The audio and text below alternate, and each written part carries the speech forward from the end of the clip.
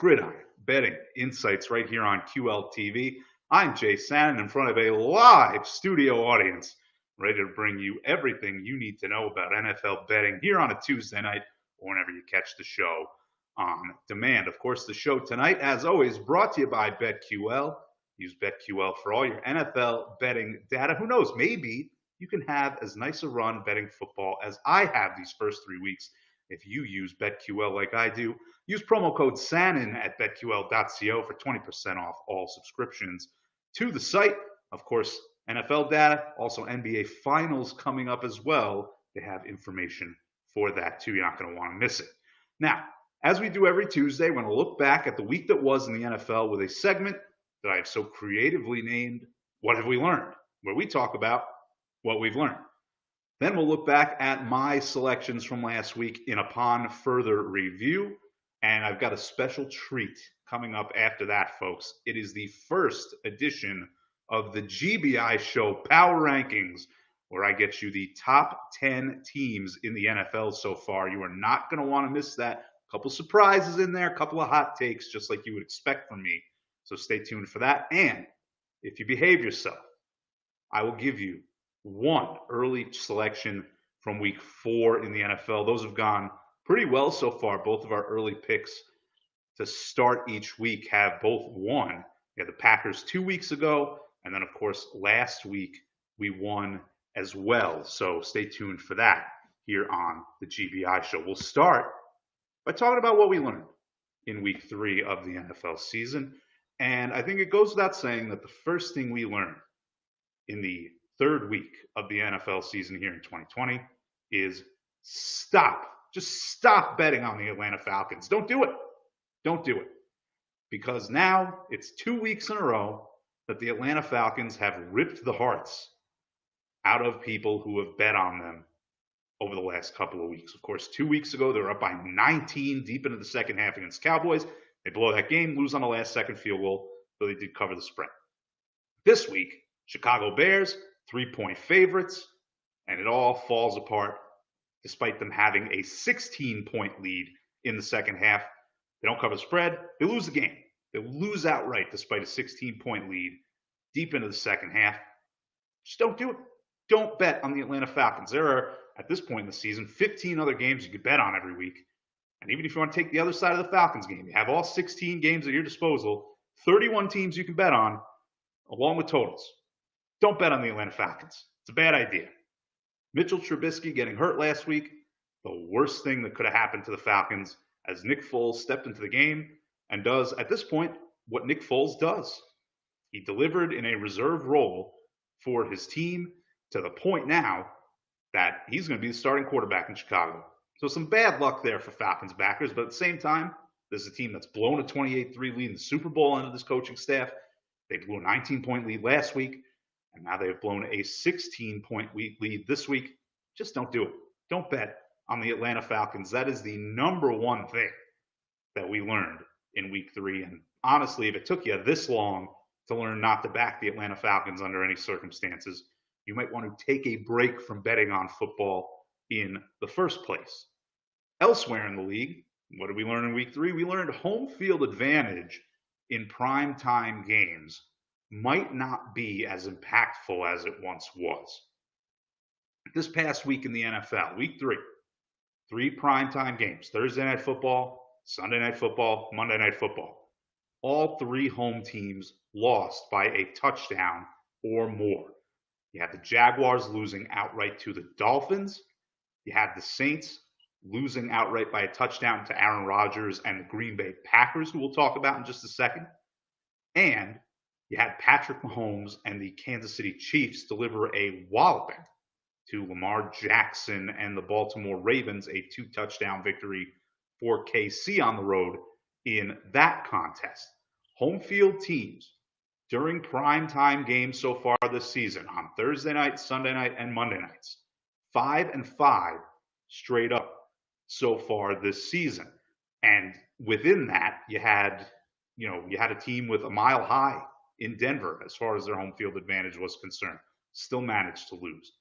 You had a couple of teams opening up new stadiums, which worked out to their benefit, and they won, as that tends to wear off. We'll see if that continues to be as effective for teams like the Rams, the Chargers, and the Raiders. But 500 straight up, not great for these home teams in these primetime games. And of course, during primetime games, you're likely to play teams that are better than you might play at a 1 o'clock on Sunday or in that early 4 o'clock window. You're typically getting two teams that are of relatively high caliber, with the exception of those Thursday night games where every team has to get involved. Now, this is especially important when it comes to teams that have a quarterback that can take advantage of the current situation. Due to COVID-19, crowds are not quite as dense as they are during most seasons, right? You don't have those packed houses, those loud, rowdy crowds that force quarterbacks and offenses to use a silent count on offense. What do you get because of that? You get teams like the Packers strolling into Mercedes-Benz Stadium there in New Orleans, the Superdome, and they can just use their regular cadence, the regular snap counts, whereas in that dome normally, teams are going to have to go silent count. They're going to have to readjust the way they play offense. Instead, on the road, you had Aaron Rodgers drawing players off sides with his hard count on a regular basis, things like that just typically don't happen for road teams in these big primetime spots. So what did we learn in week 3? We learned don't go too heavy on home field advantage in these primetime games. Next up, we learned in week 3, the Eagles might be legitimately bad this season.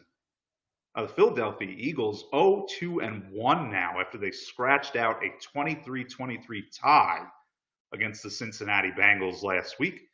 And really quick, Coach Doug Peterson of the Eagles getting lambasted for his decision to punt the football late in that overtime instead of attempting a long field goal or maybe going for it on 4th down. If I'm being honest, I think that was the right decision for him to make in that spot, to punt the football and essentially say, we're going to settle for a tie. And here's why.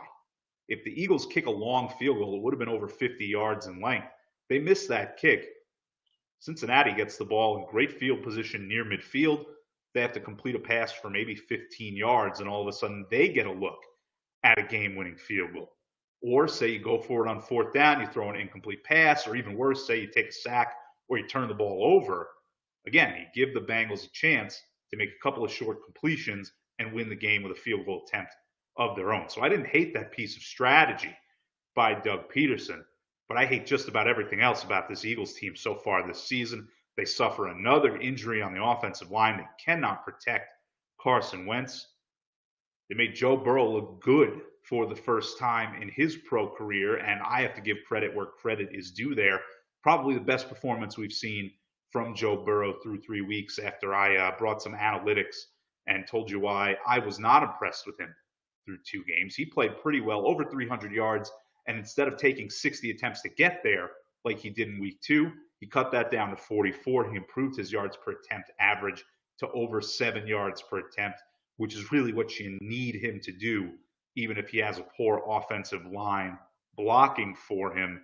Of course, I would say now that he needs to go and do it against a good team instead of a winless squad like the Eagles, but baby steps. We'll give credit to Joe Burrow where credit is due there. But as for the Eagles, where are the wins going to come from for this team? I mean, they have played 2 teams in the Washington football team and the Cincinnati Bengals that are among the worst in the league right now to anybody ranking the squads in the NFL 1 through 32.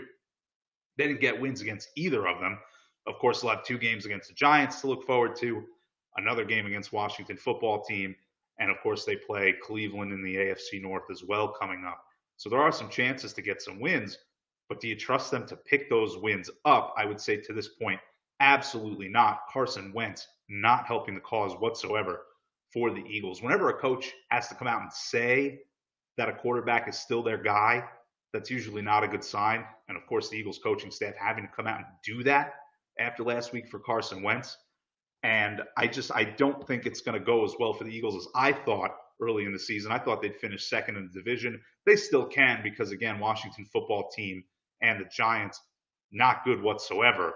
But I'm going to agree with Marco here, who says the Eagles are done, at least as far as their ability to contend for a playoff spot, even if they do manage to grind out a second-place finish here in the NFC East. Now, what else did we learn in week 3? Really just one more thing, and it kind of came after week 3. It came today, in fact, but I'm still going to count it as far as what we learned in week 3. And that's the fact that the NFL, as it turns out, is not immune to the COVID-19 crisis. Of course, today we found out that the Tennessee Titans are dealing with a COVID-19 outbreak on their roster. So many as 8 confirmed cases so far. The possibility of false positives were ruled out. We saw false positives previously for the Chicago Bears and some other teams in the NFL. That's not the case for Tennessee. ESPN's Diana Rossini today confirming that the practice facility for the Titans shut down until Saturday, which of course throws the team's home game against the Pittsburgh Steelers into question.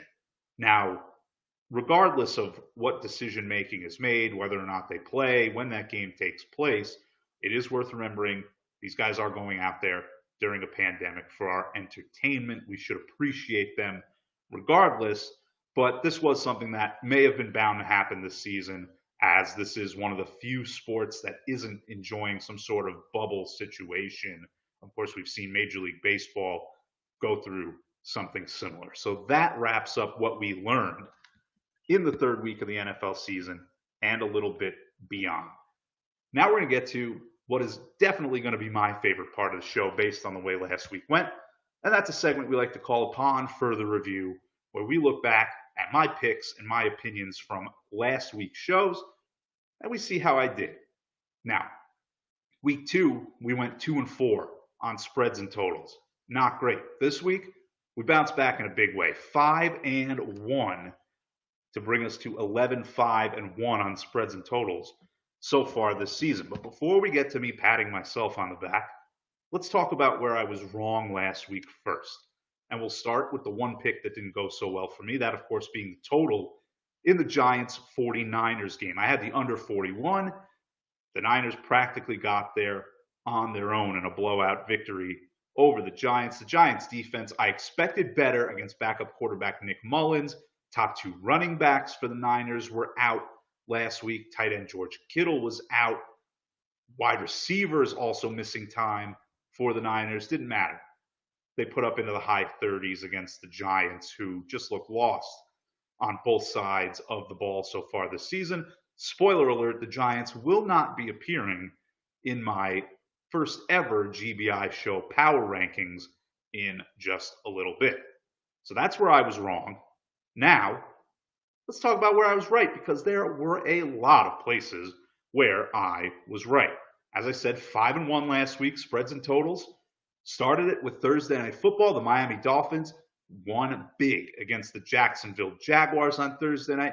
Again, we expected, based on the level of competition that they played in the first 2 weeks, that Miami would play better than their record showed, while the Jags would play worse than what they had showed in the first 2 weeks. That's exactly what happened. Isn't that lovely? We also laid the points with the Niners against the Giants. That did work out, even though the total did not. So that's 2. The Buffalo Bills, what an adventure that game was. We took a -2.5. That was our early pick last Tuesday on the show. And they went up 28-3. Everything's looking great. And then all of a sudden the wheels come off in the second half.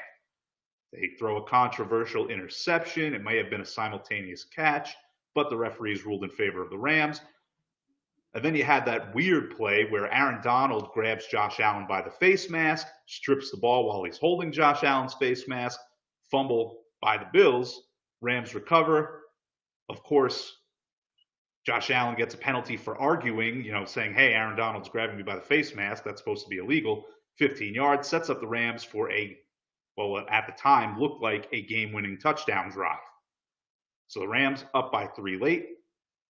Josh Allen drives them down the field, though, salvages the W and the cover for the Bills, thanks to another questionable call, this time in the Bills' favor, when they got a pass interference penalty on not fourth and goal, but just outside of 4th and goal in the red zone. Anyway, Bills made it 3-1. The over hit in the Seahawks-Cowboys game, it was over 56.5. And it flew over. That would have been an even higher scoring game had DK Metcalf not completely forgotten hey, sometimes defenders are going to try and take the ball away from me. I should run into the end zone before I slow down. He made that mistake. Fortunately, did not matter. The overhit in that ball game. And then, of course, last night, Monday Night Football. We'll talk about both of these teams in our power rankings, but the Chiefs blowing the doors off of Lamar Jackson and the Baltimore Ravens on Monday Night Football. Marco weighing in again. Josh Allen getting no respect in the early going. I could not agree with that take more. I think Josh Allen right now, top 5 of the MVP race so far through 3 weeks. I don't think he'll keep it up, but thus far he's been incredible for a Bills team that has certainly outperformed expectations thus far. So those were our 5 wins and upon further review. And I'd also like to pat myself on the back for something that I had said preseason. Now, back before the season, we did our division by division previews across the NFL. And in the AFC North, I decided to go on a little bit of a rant in a segment that we like to call Sorry If This Offends about Ravens quarterback Lamar Jackson. And I believe my exact words were that Lamar Jackson is a fraud. Not that he's not a talented player, just that he does not show up in big games through the air against quality defenses. Well, last night, against Patrick Mahomes and the Kansas City Chiefs, the defending Super Bowl champions, Lamar Jackson failed to throw for 100 yards. Team fell behind big. They end up losing the game by 2 touchdowns despite a late comeback attempt. Lamar Jackson not doing anything to disprove my opinion that against the best teams in the NFL, he can be a little fraudulent. So I'm going to take pleasure in knowing that I was right about that too, as if getting all of my spreads and totals this week right was not enough. Now, if you want to do better betting spreads and totals in the NFL, you can do so with the help of BetQL. BetQL.co, great NFL betting data using over 10,000 simulations per NFL football game. They will tell you where they see a game landing based on those projections, and you can compare those point totals, those spread differences against the actual Vegas or wherever you're based out of point spreads and totals. You can find value against those lines where you see fit using the data at betql.co. Use promo code Sanin for 20% off all subscriptions. And who knows, maybe you can win 2/3 of your NFL bets as well. That's not going to keep up for me, by the way. It's not a sustainable sports betting percentage, but we will continue to try to give you the best picks that we can week in and week out here on the GBI show. Now, it is time for a GBI show first. And that, ladies and gentlemen, is going to be the introduction of the GBI show power ratings. Every few weeks, we're going to do this. We're going to rank the top 10 teams in the NFL. I'm not going to bore you with all 32, although, spoiler alert, Jets and Giants are 32 and 31 in my power ratings. They share a stadium, and somehow, against all odds, the 2 inhabitants of MetLife Stadium, easily the 2 worst teams in the league so far. I'm not going to bore you with teams 30 through 11. I will give you the top 10, though, and you can fill in the middle section there on your own based off of what you've seen so far this season. Now, we're going to start at number 10, and that is the Arizona Cardinals. They are 2-1 so far this season. They got an impressive win in week 1 against a relatively healthy 49ers team. Since then, we've seen the 49ers come up with a ton of injuries, Garoppolo, the running game, George Kittle. But they were pretty healthy when the Arizona Cardinals shut them down. And that's not a phrase that you usually associate with Cliff Kingsbury, of course, coming from Texas Tech, where all those high-scoring games get played. But the defense for the Cardinals has arguably been more impressive than their offense so far. They shut down the Washington football team, and while they did lose to the Lions, they didn't give up a ton of points in that game. They just fell a little bit short after a strong start to the season. You're going to want to see them play some better opponents. Obviously, no room for error in that NFC West, but you have to like what you've seen so far in my number 10 team in the GBI show power rankings, the Arizona Cardinals. Number 9, another NFC West team, the Los Angeles Rams. And I give the Rams a lot of credit because they were in a really unenviable spot heading into week 3. We remember week 2, they played against the Philadelphia Eagles on the road. Not a good spot to begin with. But They had to fly all the way to Los Angeles after that game due to COVID-19 protocol. And then the weekend before they play the Buffalo Bills, had to fly all the way back from Los Angeles to the East Coast. They logged well over 4,000 miles during this experience. I had said on the show last week, I thought the Rams were going to come out sluggish in the first half, and I was correct. But the Rams showed a lot of heart in that second half against the Buffalo Bills, coming all the way back from a 28-3 deficit and taking a lead by a score of 31-28. Not an easy spot. They made the best of it, almost came out of it with a win and a 3-0 start to their season. I think some big things might be coming for the Rams this year. And by the way, they come into this next week a 13-point early favorite against, again, one of the worst teams in the NFL, in the New York Giants, who now have to go to the West Coast to run into that Sean McVay buzzsaw. Number 8, Tennessee Titans. They are a 3-0 team, but I have some concerns with the Titans thus far. I've liked what I've seen from Ryan Tannehill. He does not appear to be falling off the cliff that many thought he might fall off of this season. But the Titans have not played good teams so far this season. They're just off of a win, obviously, against the Minnesota Vikings a few days ago. They beat the Denver Broncos in the Monday Night Football opener, and then they beat the Jacksonville Jaguars in what was only a 3-point game. You want to see them play some teams that have picked up some wins before you start getting impressed. Only one win between their 3 opponents so far this year. Titans off to a nice start, but you would like to see them rack up some consistent results against some better competition before you consider them once again an upper echelon team here in the AFC. Now, the team that they may play this week, if everything goes well with this COVID situation, is the undefeated Pittsburgh Steelers. And again, Pittsburgh Steelers at number 7 could be a lot higher if they played some better competition. Whereas the Titans, they've played teams with a combined 1 win. The Steelers have actually played teams with a combined 0 wins. Now, the reason I give the nod to the Steelers over the Titans is the fact that their defense has been more consistent so far this year. Gave up a few more points than you may have liked against the Denver Broncos, but still nothing in the high 20s yet for that Pittsburgh Steelers defense in 3 games against the Texans, Giants, and the Broncos. But again, a combined 0 wins for their opponents. You're going to need to see them do a little bit better against better competition before they can break into the top 6. Now we get to the top 6, and we will start it with number 6, who are the Green Bay Packers. Green Bay off to a 3-0 start this season, a couple of pretty impressive road wins so far.